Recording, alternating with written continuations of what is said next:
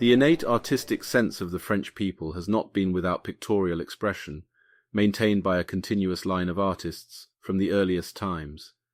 And as a nation, France was among the earliest collectors, its court even preceding any secular power of Italy in acquiring works of art and patronizing artists. French art of the 19th century forms itself then into three periods. First, the period of classicism continuing from David's Oath of the Horatii of 1785 to the Massacre of Sceaux by Eugene Delacroix of 1824. Second, that of Romanticism from 1824 until the Free Salon of 1848, when the third period, the school of the Second Empire and the Third Republic, may be considered to begin, and it may be designated as the period of individuality. French artists were apparently no longer to contend with narrow academic principles fixed by those in authority at the dawn of the 19th century and controlling art progress, but the right of exhibition. Notwithstanding for the artists, various causes combined for a splendid setting forth of art the spirit of independence which had been fostered by Romanticism, then the plein air movement, and followed by naturalism, now able to express itself in very personal ways. Paul Victor Mathey was born in Paris in 1844. His father was a restorer by trade. Therefore he was able to grasp and understand the progression in some form from an early age, the preservation of pictures. He began his early training at the École Nationale Supérieure des Beaux-Arts of Paris, under the direction of painters Léon Cogniet, a French history and portrait painter who is probably best remembered as a teacher with more than 100 notable students, followed by Isidore Pils, an academic painter of religious and Orientalist subjects, and finally with Alexis-Joseph Mazarol, the romantic painter for the Opéra Garnier in Paris. And an accomplished instructor, most of his paintings were historical or mythological in nature.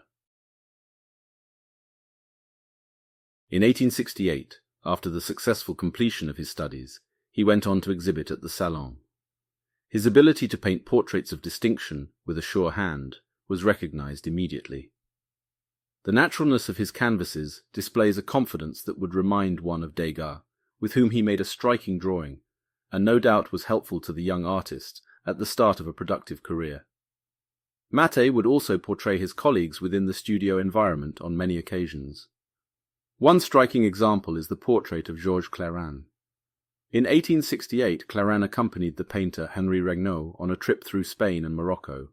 While in Morocco, he met the Spanish painter Mariano Fortuny. Now turning to a review of Mathey's portraits, we find they exhibit a remarkable level of skill and proficiency.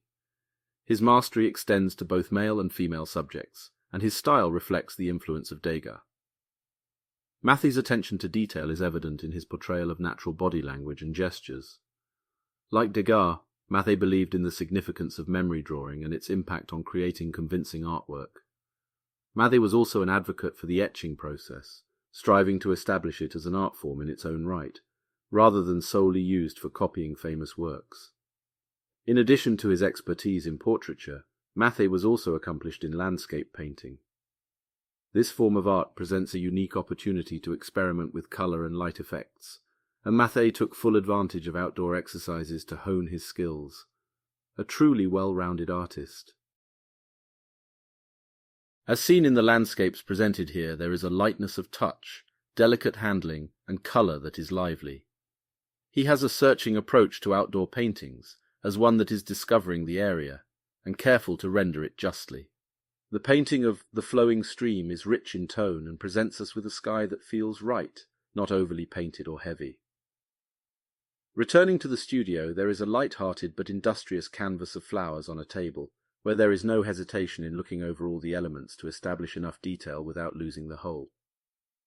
An important factor in all paintings. Mathey's charming asparagus painting reminds us of Manet's words concerning his own approach.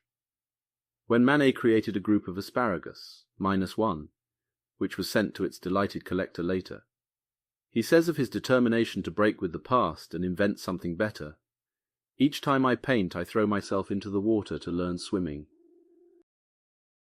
Other studio works bring the painter back into the personal realm of studio life, interesting pictures that rely on design primarily, working out the essential silhouettes to reveal the subject in a more dramatic way. Colour is subdued by the power of tone alone. Mathey is gifted in his portrayal of the female in portraiture. It is often the case that artists are largely good at one over the other. Some painters, for example, will do exceptional portraits of men, but are less well suited to female portraits. Mathey has all his bases well covered. He presents the ease of each very naturally. After a long and productive life, Paul Victor Mathey passed away in 1929. It is hoped many more of his pictures will come to light in the future, a very exciting talent. We want to thank you for viewing the presentation and considering subscribing and adding a like, as we have many more fine painters and pictures to present.